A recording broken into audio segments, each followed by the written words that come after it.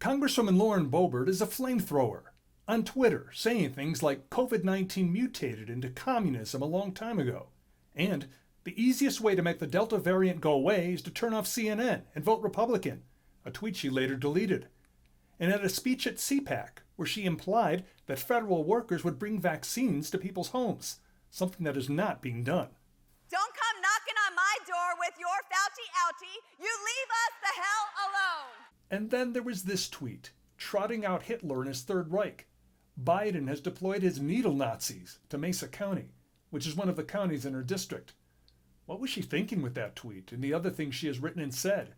We went to Capitol Hill to ask her. Representative Bobert, quick question for you. Why did you use the term needle Nazis on your Twitter feed?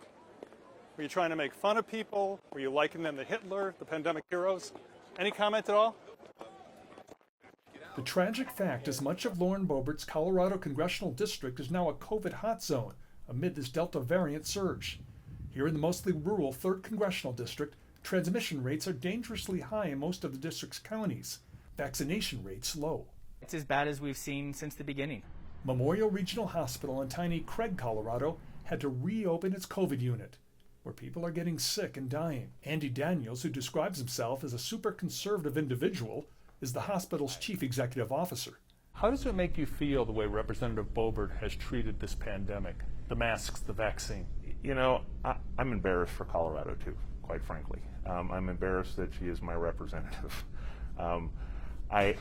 So you're the CEO of an important hospital in her district, and you're willing to go out on a limb and say that?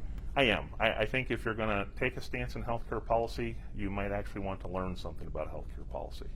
Dr. Matthew Gregorzeski is the hospital's emergency department chief medical officer. She comes from a position of power, being our elected official, and I think that people are listening to what she's saying, and a lot of what she's putting out there is ideology that isn't fact, isn't medically sound, and it's putting a lot of people at danger, and it's quite honestly costing people lives, and it's frustrating to have to fight against that. The doctor and CEO would both like a chance to speak to Lauren Bobert about what's going on, and show her things like this. 78-year-old Robert Edwards is a patient in the COVID unit.